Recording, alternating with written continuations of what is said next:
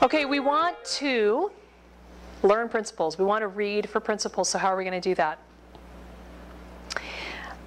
Corrie ten Boom from The Hiding Place and her father were on the train. Now, her dad was a watch repairman and absolutely loved it. And every month he would take the train in to Old Ben and check all his watches to make sure that they were exactly on time. He prided himself in having all his watches exactly on time. So Corrie is little, and they're on the train. They go in, and they're on their way back, and they're just sitting there in their seats. And suddenly, Corrie turns to her dad and asks, "Father, what is sex sin?" He turned to look at me, as he always did when answering a question. But to my surprise, he said nothing. He stood up, lifted his traveling case from the rack over our heads, and set it on the floor. "Will you carry it off the train, Corrie?" he asked. I stood up and tugged at it. It was crammed with watches and spare parts he had purchased that morning. "It's too heavy," I said.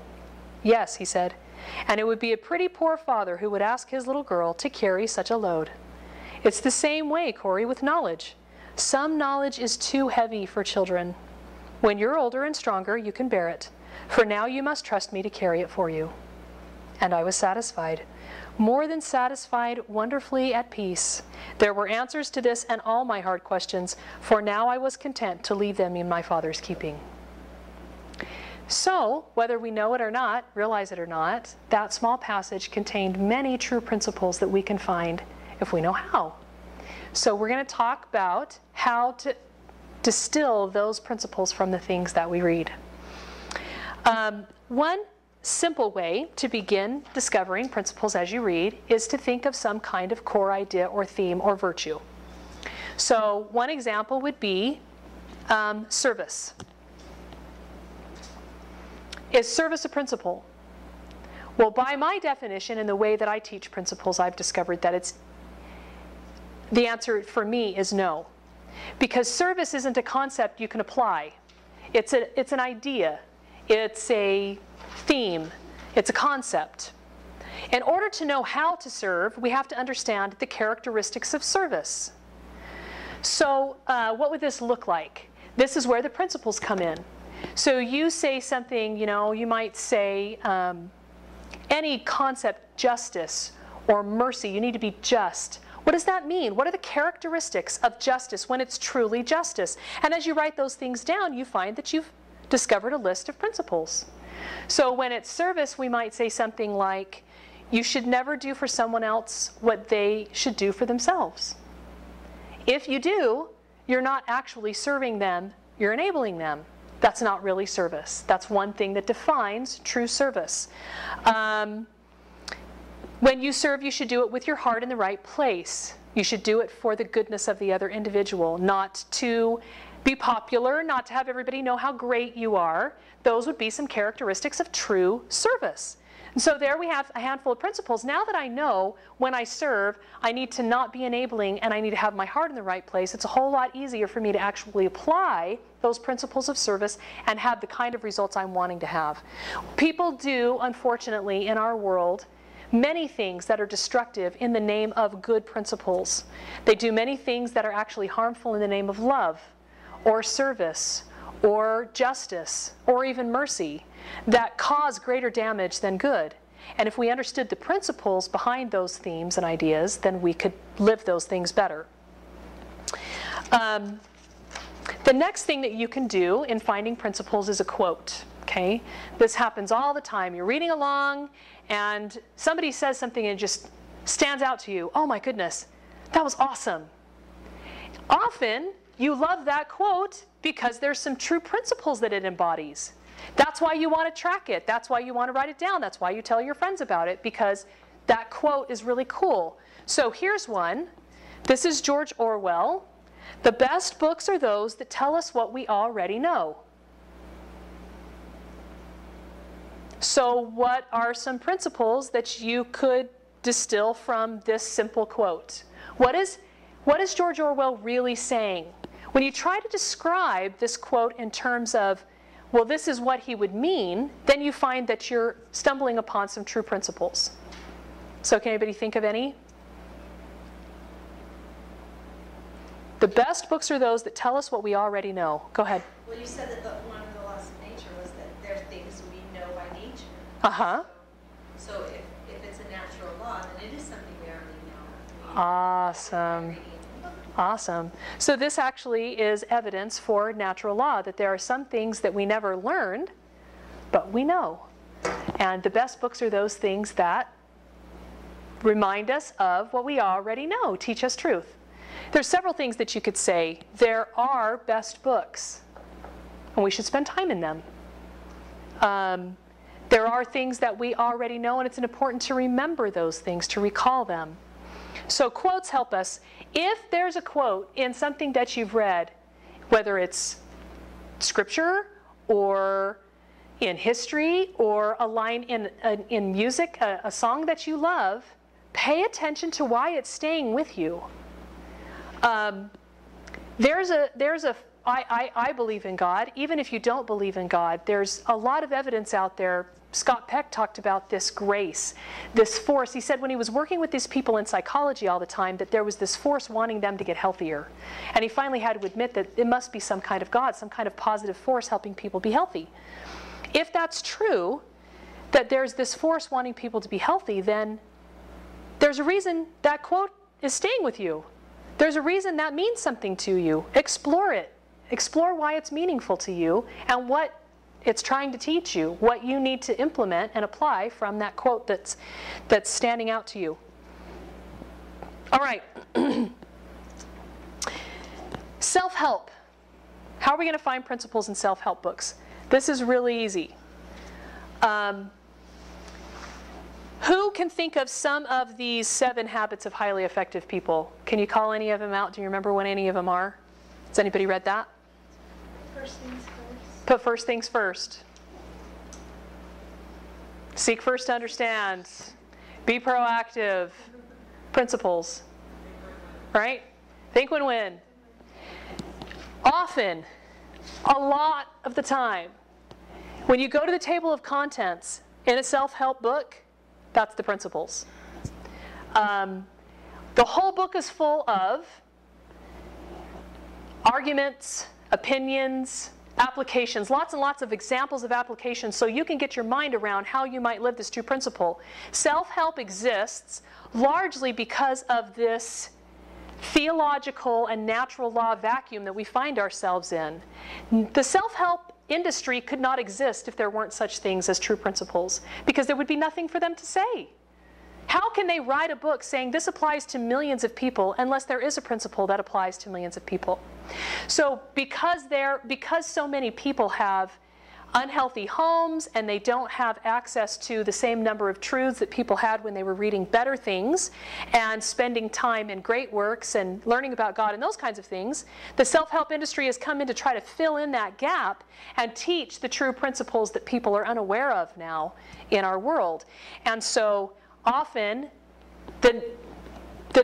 each of the chapters is simply a principle, and he's first, the author's first trying to convince you that it is true, that it does always work, and they'll use science and stats and studies and all kinds of things to convince you, and then they'll give you a whole bunch of applications so you know how to apply it to yourself. So if you'll just look at those, how to win friends and influence people, don't ever complain, just period. You want good relationships? Do not complain. And then he's got a whole chapter on it. So often that's how you can read these self-help books, is to look at those chapter headings. You can get a lot of ideas about how to apply what they're teaching from the book, but you might find an application that's not even there, that's best for you. All right, in history, one of the best things that history can do, now we're going to talk a lot about history when we talk about the history, how to read nonfiction, and you can learn all about that by looking at how to read nonfiction, but history is a funny thing because sometimes it's true and sometimes it's not, but it always pretends like it's true. And sometimes it's a story and sometimes it's facts and figures. So history is just kind of the story of what's been. But when you're reading history, one of the unique things history can give you as the story of civilizations is an understanding of principles through cycles, right? And trends. If you learn about enough civilizations, this is like the Tytler cycle. I've put these books on here, Dawn to Decadence, really cool thing that Barzan did. He went through the last 500 years of Western history by theme. So he said, here's the 10, or I can't remember how many he has, but here's the themes that have defined the Western culture, and here they are over and over and over and over and over and over and over again. And you watch how those principles have defined how we live today and how we think. Or you can find those cycles. The fourth turning is just the last 400 years he starts in England and he comes to America, cycle, cycle, cycle. There's 4 turnings, the cycle of 4 things. It happens over and over and over and over again. And at the end of the book they say, now who cares? Why did we bother? Because if we understand the cycles, if we believe that there are cycles in history, which there are, we know how to prepare. So those are some of the principles that history can teach. In art, and this is talked about more in understanding art and music, but in art, there's a cycle in and out of principles that happens. There's 2 aspects of art in which it can honor principles. One is in the approaches that it uses, all the way back to Plato. Every time an educator, a philosopher talks about education, they talk about the importance of music and how it's so foundational in education. And so art can be true to actual artistic principles, to how you put a song together or how you create perspective in a painting, right? It can also be true to natural law, or it can breach natural law. It can confuse the individual that's looking at the art or listening to the music, or it can enlighten the individual who's watching it or listening to it. So it can elevate us and inspire us to be better by being in harmony with principles, and that's an interesting thing to ponder as you learn more about art and music. Okay, literature. We're going to spend the most time on this one because it's what we read the most. I mean, some people say 2 to 1, but it's probably much more than that. We spend most of our time reading novels. And these are 2 that are considered classics. I think Jane Eyre is a classic. I don't think The Sound and Fury is a classic, for many reasons. But there's a very simple formula that you can use for understanding, for finding principles as you read literature. There's just 4 things you have to remember. You find a role or a broad area of life. You look at the fruits. You consider the behavior. And then you distill the principles from the behaviors. You look at the core beliefs of the individuals and the behaviors. So this is very simple. I'll show you how easy it is. Who has read Pride and Prejudice? Okay. You know the story? Does everybody want to see the movie? Okay, we all know the story. All right. This is a little part that happens in the middle of the book between Elizabeth and her father. Okay? Now, she's got a little sister who is kind of a brat, and she always wants to get her way, and she's very flirtatious. She's already embarrassed the family. And Jane, the oldest daughter, was in love with Mr. Bingley and didn't get to marry him, partially because these younger sisters are who they are and behave the way they behave. And the way that they behave is because Dad lets them. Mom and Dad let them be that way, right? And so now Lydia has been invited to go to Brighton and hang out with Mrs. Foster. And Elizabeth thinks this is a horrible idea. And she doesn't want to talk to her dad.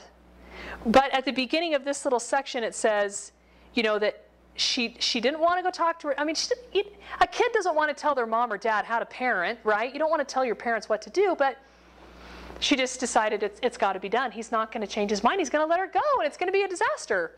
So she goes in to talk to him, and it says she represented to him all the improprieties of Lydia's general behavior. So she reminded him, remember, Dad, she's kind of irresponsible and flirtatious and all these things.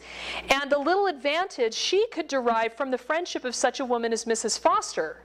Mrs. Foster's not a good lady either. She's not going to be a good influence on Lydia. It's not a good idea for that reason.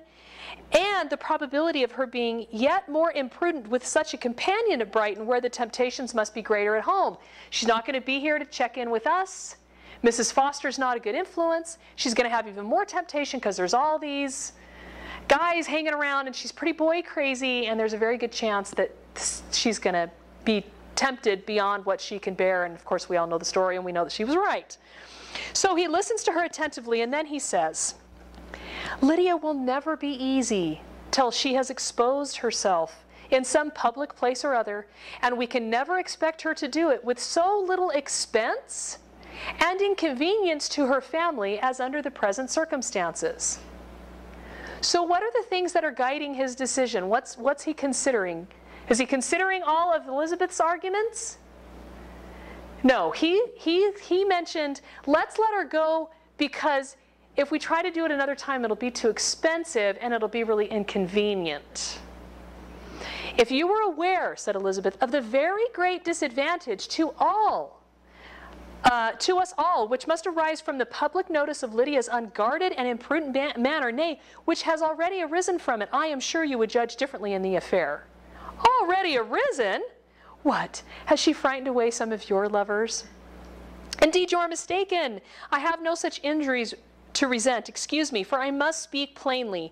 If you, my dear father, will not take the trouble of checking her exuberant spirits and of teaching her that her present pursuits are not to be the business of her life, she will soon be beyond the reach of amendment. Her character will be fixed, and she will at 16 be the most determined flirt that ever made herself and her family ridiculous. A flirt, too, in the worst and meanest degree of flirtation, without any attraction beyond youth and a tolerable person. From the ignorance and emptiness of her mind, wholly unable to ward off any portion of that universal contempt which her rage and admiration will excite. So she's going to just become an even worse person, and when she's old enough to not be pretty and attractive anymore, it will be over. Nobody will even care about her anymore. This will ruin her. Mr. Bennet saw that her whole heart was in the subject, and affectionately taking her hand, now he does care about her, and I'm sorry you're so upset, sweetheart. I mean, he's not, he's not horrible. He does care, but then he says, do not make yourself uneasy, my love. Where you and Jane are known, you must be respected and valued, and you will not appear to less advantage for having a couple of, or I may say 3, very silly sisters. We shall have no peace at Longbourn if Lydia does not go to Brighton. Let her go then. And that's his own peace is shown right there. That's what he's considering. He is considering his peace, absolutely. So what is the role that we're focusing on here? This is parenting, right? Or fatherhood. That's the role. What are the fruits? What kind of family has Mr. Bennet as a father and a husband created? What are the fruits in his home? What are the results of his behavior? What's his family like now, 20 years into his marriage? I know you know. Yeah, he's got some flirty, silly daughters. Yep. But then he's got Jane and Lydia too. Yeah. He has a couple good daughters and some really irresponsible, silly daughters. What else?